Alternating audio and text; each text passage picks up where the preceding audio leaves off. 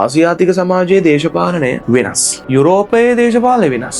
නූතනයේ දකුණු ඉන්දියාවේ පාලනය අතරගත්ත සුප්‍රසිද්ධ නළුව තලපති විජේ. දැන් නිකන් හිතපන් ඩොනල්ඩ් ට්‍රම්ප් ඇවිල්ලා ඇමරිකාවේ ඔය වගේ දෙනවා කිව්වොත් මේ වෙන්න හැන්නේ සාමාන්‍යයෙන් එහෙම. එතකොට මානව විද්‍යාවේ බලපෑමුත් නූතන වෙනකොට තියෙනවා. මානව විද්‍යාවේ බලපෑම එක්ක දැන් උදාහරණයක් ගත්තොත් ආසියාතික සමාජයේ දේශපාලනය වෙනස්. යුරෝපයේ දේශපාලනය වෙනස්.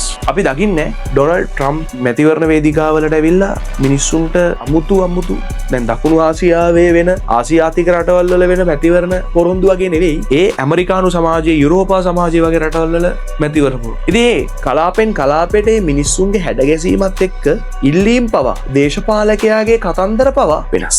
දැන් නූතනයේ දකුණු ඉන්දියාවේ පාලනය අතරගත්ත සුප්‍රසිද්ධ නළුව තලපති විජේ. ඔහුගේ මැතිවරණ පොරොන්දු ගොන්නක් තියෙනවා. හරි උදාහරණයක් විදිහට ගත්තොත් එයා මෙන්න මෙහෙම කියලා තියෙනවා. කාන්තාවන්ට ඉන්දීය රුපියල් 2500ක මාසික මූල්‍ය ආධාරයක් දෙනවා. දිලිඳු පවුල්වල මනමාලියන්ට සේදරේදී ඒත් එක්කම රත්තරන් පවුමක් දෙනවා. බලහන් මේ මැතිවරණ පොරොන්දු කොහොමද කියලා නිකන් හිතපන් ඩොනල්ඩ් ට්‍රම්ප් ඇවිල්ලා ඇමරිකාවේ ඔය වගේ දෙනවා කිව්වොත් මේ වෙන්න හැන්නේ සාමාන්‍යයෙන් එහෙම. මේ ආසියාතික සමාජය ටිකක් වෙනස් නේ. මිනිසුන්ගේ හැඩගැසීමනේ. ඒත් එක්කම මෙන්න මේකත් කියලා තියෙනවා. වාර්ෂිකව සෑම පවුලකටම ගෑස් සිලින්ඩර් 6ක් දෙනවා. විදුලි ඒකක 200ක් මිනිස්සුන්ට නොමිලේ ලබලා දෙනවා. වැඩිහිටියන්ට ආබාධිත පුද්ගලයන්ට රුපියල් 3000ක විශ්‍රාම වැටුපක් ලබලා දෙනවා. ඉතින් ඔන්න ඔය වගේ ඉල්ලීම් තමයි ඡන්දයෙන් දින්නට පස්සේ දෙනවා කියලා කිව්වේ. ඉතින් ලාංකික ජන සමාජයත් අපි දැකලා තියෙනවා අතීතේ නූතනයේ. හරි කලාපයේ අඩුම විදුලි බිල සපයන රට. හරි කලාපයේ තෙල් වල ගාන අඩුම රට බවට පත් කරනවා. රයිට්. ඒත් එකම අස්වැසුම වගේ දේවල්. ඒත් එකම වියලි සලාක. ඔය වගේ දේවල් බඩු මල්ල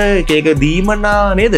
ඔය වගේ අපිත් දකිනවා ආසියාතික ජන සමාජය තුළ දේශපාලකයා මිනිස්සුන්ව අල්ලන්න ඔය වගේ උපාය මාර්ගයන් පාවිච්චි කරනවා. එතකොට අන්න දේශපාලනයේද සරලව සමාජ විද්‍යාවේ වගේම මානව විද්‍යාවේ බලපෑමුත් තියෙනවා. ඉතින් අර බහුව විෂයක් කියලා කියන්නේ ඒකයි. හරි. ඒතර ඒ ඉල්ලීම් දේශපාලකයා සිද්ධ කරනවා. ඒතර ඕවා කලාපෙන් කලාපයට වෙනස්. හරි. දැන් අපේ ජනනායකයෝ උණු හරි උත්තරට ගිහිල්ලා කරන කතාව නෙමෙයි දකුණ එක. දකුණ එක නෙවෙයි බම් බස්නාහිරට. මධ්‍යම පළාතේ මිනිස්සුන්ගේ ඉල්ලීම් වෙනස්. නේ? අන්න ඒ වගේ බම් මානවයක් වෙනස්, සමාජයක් වෙනස්, දේශපාලනයත් ඒ විදිහට වෙනස් වෙලා තියෙනවා.